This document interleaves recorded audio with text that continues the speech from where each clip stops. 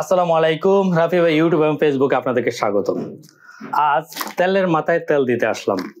আজকে একটা কঠিন ঘটনার সম্মুখীন হলাম, সেজন্যই ভাবলাম একটু তেলের মাথায় তেল দিই। কারণ এই ঘটনাগুলো বাংলাদেশে প্রতিনিয়ত ঘটে যাচ্ছে, কিন্তু আমরা জানি না আসলে কিভাবে এটি সমাধান হবে। আজকে আমি সকালবেলা একটু কাজে বের হয়েছিলাম, তারপর আসলাম দুপুরে, এসে নামাজ পড়লাম। বাসায় এসে শুনি হঠাৎ করে তেল শেষ হয়ে গেছে। কারণ ছিল যে তারা বেড়াইতে গেছিল, আসলে তেলের কথা মনে ছিল না। আজকে যখন দুপুরবেলা তারা বাসায় আসলো, আসার পরে দেখে তেল নাই। আমাকে বললো তেল কিনে আনার জন্য। যথারীতি আমি প্রত্যেকটা দোকানে খুঁজলাম, কোথাও তেল নাই।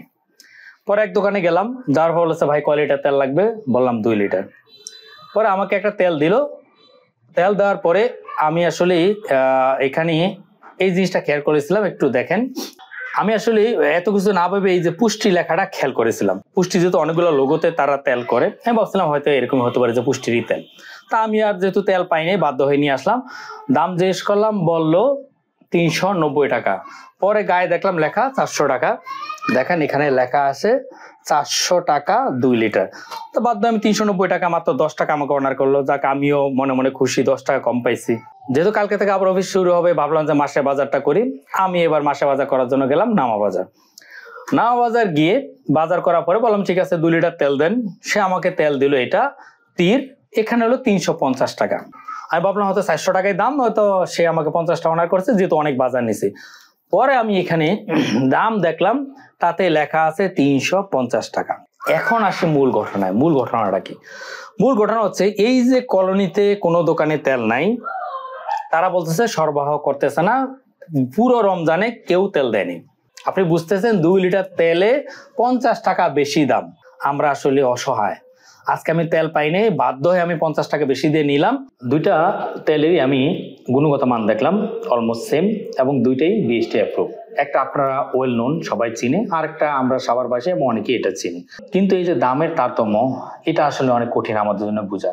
একটা 350 টাকা, একটা 400 টাকা, কেন আমি জানি না। তবে আমি যেটা দেখেছি, একটা 3 মাস আগের উৎপাদন, একটা এই গত কয়েকদিন আগের উৎপাদন। অনেক সময় দেখা যায় বিভিন্ন কোম্পানি, বড় বড় কোম্পানি অথবা ছোট কোম্পানি নিজে প্রচারণার জন্য কিন্তু দোকানদারকে অনেক ধরনের সহায়তা করে, তারা অনেক ধরনের ছাড় দেয়, যার কারণে মূল্য একটু বেশি থাকলেও ছাড় দিয়ে কিন্তু চাইলে দোকানদাররা সেল করতে পারে। দোকানদাররা জানে যে এটা 350 টাকায় বেচলো হবে, কিন্তু তারা সুযোগে সদ্ব্যবহার করতেছে। যেহেতু আমি তেল পাচ্ছি না, যেহেতু আপনারা তেল পাচ্ছেন না, যার কারণে তারা এই তেলটা মূল্য যা থাকে তাই রাখার চেষ্টা করে। এই যে আমরা ঠকতেছি, প্রতিনিয়ত ঠকতেছি, শুধু তেল না, বিভিন্ন জিনিস নিয়ে ঠকতেছি। এটা আসলে কবে ঠিক হবে? আমরা কবে মানুষ হব? আমরা কবে সভ্য সমাজ হব? আমরা কবে এগুলা থেকে মুক্ত হব? জানি না। দোয়া করি এই মানুষগুলো সঠিক পথে আসুক, এই মানুষগুলো এরকম কারসাজি না করে আমাদেরকে সঠিক জিনিস দিক, আমাদের সঠিক দাম রাখুক, আমরা একটু শান্তিতে থাকি। আমাদের কাছ থেকে একটু দোয়া নেব। আশা করি তারাও বড় হবে, আমরাও ঠকবো না। তো আজকে আসলে ভিডিওটা করার উদ্দেশ্য কিন্তু কাউকে প্রতিপূর্ণ করা নয়, আসলে বাস্তবতা তুলে ধরার জন্য ভিডিওটা করা। তো যদি ভালো লাগে থাকে ভিডিওটা শেয়ার করতে পারেন, আর যদি আপনার গঠনমূলক কোনো কমেন্টস থাকে অবশ্যই জানাবেন। আমি সবগুলো ফ্যাক্টই কিন্তু তুলে ধরলাম, কারণ 3 মাস আগে পরে তেলের দাম কম বেশি থাকতেই পারে, এটাই স্বাভাবিক। কিন্তু আমাদেরকে ঠকিয়ে কিংবা দোকানদাররা এই যে তেল নাই বলে বেশি দাম নেওয়া, এটা কিন্তু আমাদের জন্যই ক্ষতিকর এবং সমাজের জন্যই ক্ষতিকর। তো আজ এই পর্যন্তই। ভালো থাকবেন, সুস্থ থাকবেন, এই তেলের সাথেই থাকবেন, তেল দিয়ে তেলের মাথায় গরম রাখবেন। আল্লাহ হাফেজ।